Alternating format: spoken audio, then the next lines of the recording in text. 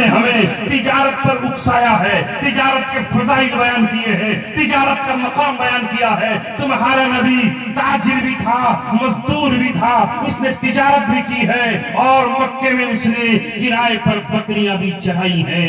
اگر بکری بھی چرانی پڑے تو ہم اس کے لیے تیار ہیں، اونٹ چرانے پڑے ہم اس کے لیے تیار ہیں، اگر ہمیں راج مستری کا کام کرنا پڑے ہم اس کے لیے تیار ہیں، ٹھیلا لگا کر ہمیں شربت بیچنا پڑے تو ہم اس کے لیے تیار ہیں، ہمیں آٹو اور ای رکشا چلانا پڑے ہم اس کے لیے تیار ہیں، اس لیے کہ یہ میرے نبی نے اس کو حقارت کی نظر سے نہیں دیکھا ہے۔ سبزی بیچنا پڑے تو ہم سبزی بیچیں گے، مچھلیاں تالاب سے پکڑ کر تجارت کرنی پڑے تو ہم کریں گے، لیکن جوئے کے ذریعے کمائی ہوئی حرام کی روزی نہ اپنے پیٹ میں داخل کریں گے نہ اپنے بچوں کی غذا کرتے ہیں۔ وعدہ کریں گے ایسا یا نہیں کریں گے تو عبد السمیع کا کچھ نہیں بگڑنے والا، مفتی طارق جمیل کا کچھ نہیں بگاڑ پاؤ گے آپ۔ اسٹیج پر بیٹھے ہوئے علماء نے آج آسمان کو گواہ بنا لیا ہے، اے زمین تجھے ہم نے گواہ بنایا ہے، اے کرامن کاتبین ہم تم کو گواہ بناتے ہیں، ان کے کاندھے پر بیٹھے ہوئے لکھنے والے نامہ اعمال ہم گواہ بناتے ہیں، اے سیمو اور اے مووی تجھے گواہ بناتے ہیں، اللہم اشہد ہم تجھے گواہ بناتے ہیں۔ اللہ ہمیں تو نے زندگی دی، ہمارے لیے بند کمروں کے دروازے تو نے کھولے، دل میں یہی آرزو تھی اپنی قوم کے بچوں کو سینے سے لگا کر ان کے سینے میں یہ پھونک دوں کہ تم محمد رسول اللہ کے غلام ہو، تمہیں اللہ نے اس لیے بھیجا ہے کہ جب تم بچے تھے تو ماں تمہاری خدمت کرتی تھی، آج تمہاری ماں گھٹنوں سے مجبور ہے، کل وہ تیری سواری تھی، آج تیری کمر اس کی سواری ہونا چاہیے، کل وہ تیرے لیے چھوٹی سی اینک کا انتظام کرتی تھی، اس سے تیرا دل خوش ہوگا، آج اس کی آنکھ موتیابین کے پانی سے تجھے نہیں دیکھ سکتی ہے، تو اس قابل ہے کہ مال کمائے اور اپنی ماں کا آپریشن کرا کر ایک چشمہ اسے دے دے تاکہ وہ اس سے قرآن پڑھ سکے اور تیرے چہرے کا کم سے کم وہ دیدار کر سکے۔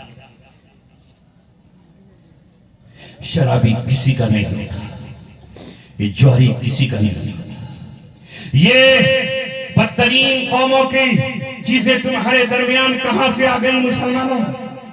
تمہارے بیچ یہ کیسے آ گئی؟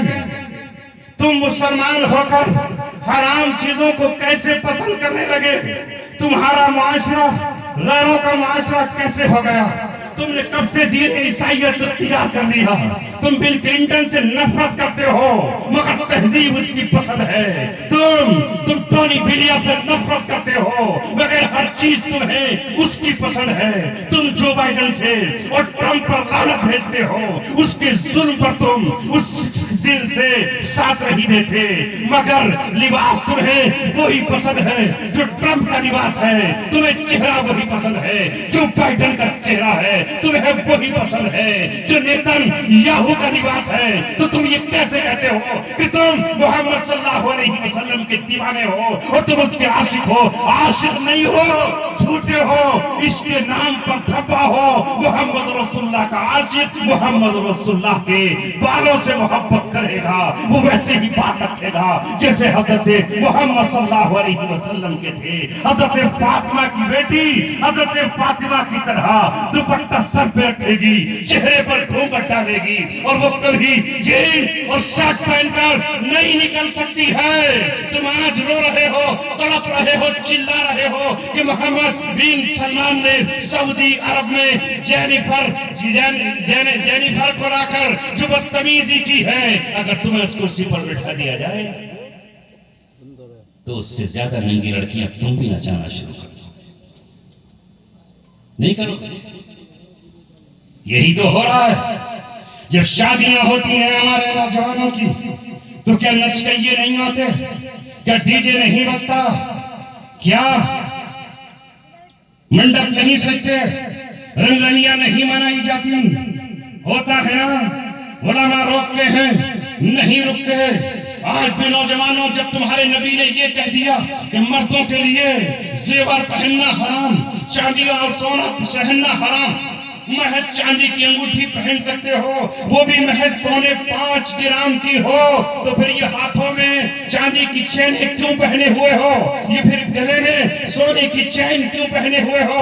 پھر یہ سونے کی انگوٹھیاں کیوں اپنے ہاتھوں میں ڈالے ہوئے ہو؟ اگر تم مسلمان ہو تو پھر نکاح کے موقع پر تمہارے ہاتھ میں مہندی کیوں لگی ہوتی ہے؟ یہ مہندی عورت کے لیے ہے، تمہارے لیے نہیں ہے۔ تیرا ہاتھ ایک مردانہ ہاتھ ہے، اس پر زنان کی اچھی نہیں لگتی۔ کیوں منع نہیں کرتے؟